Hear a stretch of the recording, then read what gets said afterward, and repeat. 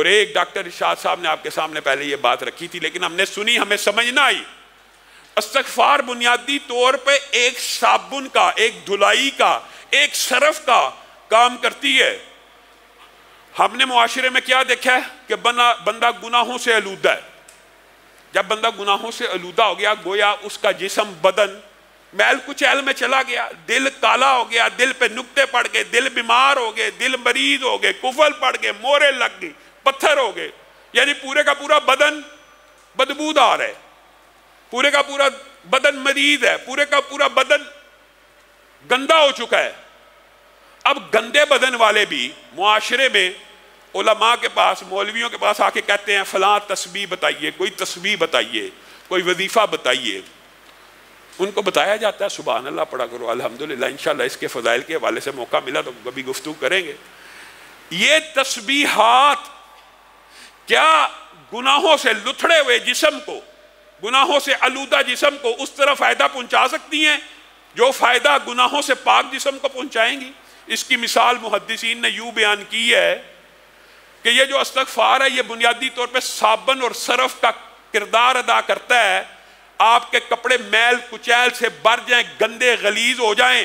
استغفار کرتے رہیں تو اللہ تعالیٰ یہ میل کچیل اس سے دور کر دے گا۔ اب ریکوائرڈ ہے، اب ان کپڑوں کو ریکوائرڈ ہے کہ یہ کپڑے میل کچیل سے پاک ہو گئے ہیں تو ان کے اوپر خوشبو بھی لگے، ان کے اوپر پرفیوم بھی چھڑکی جائے۔ وہ پرفیوم تسبیحات، تحلیلات، اللہ اکبر تکبیرات اور لا حول ولا قوت الا باللہ اور درود پاک وہ ہیں۔ اگر ایک بندہ کوشش کرے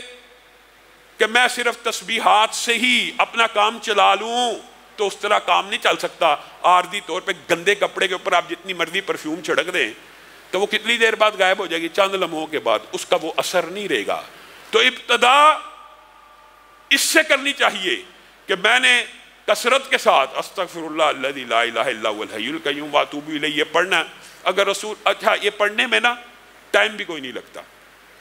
آپ میں سے جس بندے کو یہ تجربہ اور عادت ہو جائے نا، لیکن نیت ہونی چاہیے۔ نیت وہی بات، امید بھی اللہ سے اور سوال بھی اللہ سے۔ استغفر اللہ استغفر اللہ استغفر اللہ آپ پڑھنا شروع کریں، آپ 1 منٹ کے اندر ایک تسبیح پڑھ سکتے ہیں، پوری کی پوری 100 مرتبہ پڑھ سکتے ہیں 1 منٹ میں۔ جب کسی کو کہا جاتا ہے 10 مرتبہ پڑھ لیا کرو، یعنی 10 تسبیحات نکال لیا کرو، ان کو لگتا ہے یہ بڑا لمبا وظیفہ۔ لیکن اگر آپ یہ کر کے دیکھیں گے، آزمائیں گے تو پھر آپ کی زندگی کے اندر حالات بھی بدلنا شروع ہو جائیں گے۔ اور عبداللہ ابن عباس کی حدیث اور قرآن کی اس آیت کے مطابق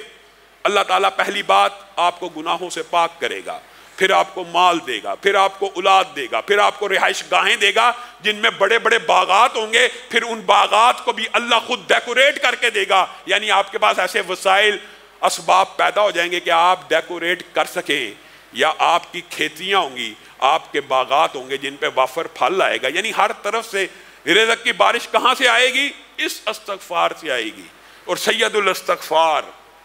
سید الاستغفار ایک وظیفہ ایسا بھی اللہ رب العزت نے نبی کریم کے ذریعے ہمیں بتایا ہے کہ جو بندہ بھی 1 مرتبہ صبح، صرف 1 مرتبہ، 10 20 100 دفعہ 1 مرتبہ شام کو پڑھ لے تو اللہ تعالیٰ نہ صرف اس کو گناہوں سے پاک کر دیتے ہیں بلکہ جنت الفردوس میں داخل کر دیتے ہیں۔ آپ اور میں یاد تو کرتے نہیں، سب جائیں بخاری شریف اٹھائیں، سید الاستغفار دیکھیں کیا کہاں لکھا ہے، پڑھیں اللہم انت ربی لا الہ الا انت خلقتنی وانا عبدک وانا علی عہدک ووعدک ما استطعت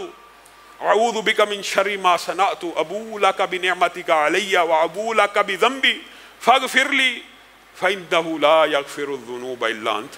یہ یاد کرنا مشکل نہیں ہے، بعض روایات میں لفظ ابو لک بذنبی اور بعض میں ابو بذنبی، دونوں میں کوئی فرق نہیں ہے،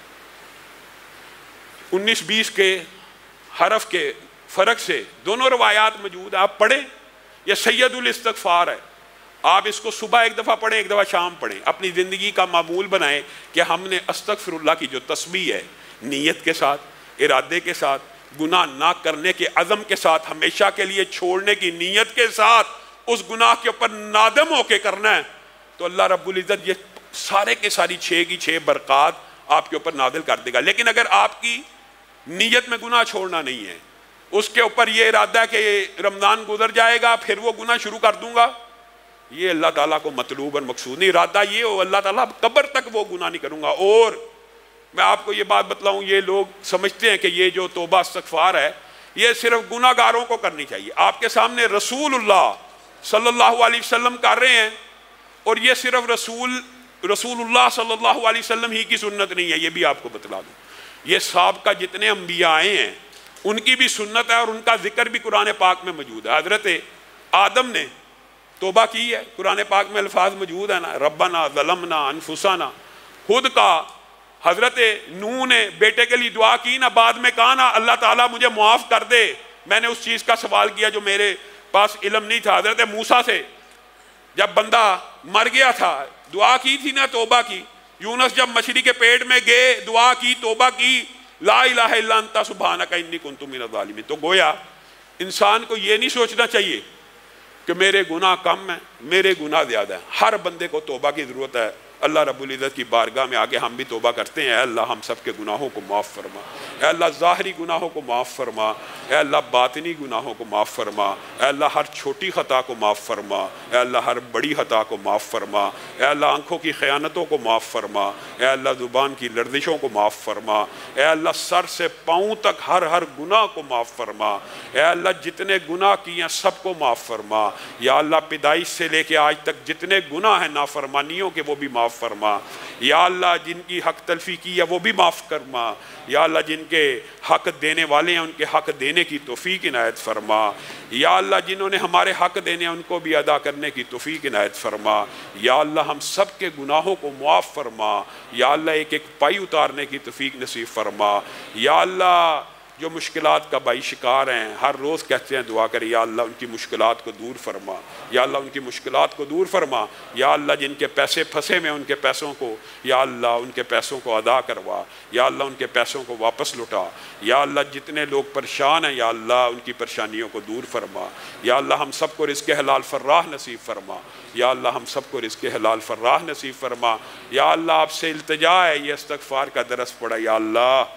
سر سے لے کے پاؤں کے ناخن تک جسم کے جتنے اعضاء نے جو گناہ کیے ہیں یا اللہ سارے ہی معاف فرما، یا اللہ اس نیت پہ توبہ کرتے ہیں آج کے بعد گناہ نہیں کریں گے، یا اللہ سارے ہی معاف فرما، یا اللہ اس نیت پہ توبہ کر رہے ہیں یا اللہ کے اقرار بھی کرتے ہیں یا اللہ اپنی جانوں پہ ظلم کر بیٹھے ہیں، یا اللہ جہالت سے ظلم کر بیٹھے ہیں، یا اللہ غفلت سے ظلم کر بیٹھے ہیں، یا اللہ شیطان لعین کے شر کا شکار ہو کے گناہ کر بیٹھے ہیں، یا اللہ معاف فرما، یا اللہ ہمارے جسموں کو گناہوں سے پاک فرما، یا اللہ چھوٹا بڑا ہر گناہ معاف فرما۔ سبحان ربک رب العزت عما یصفون وسلام علی المرسلین۔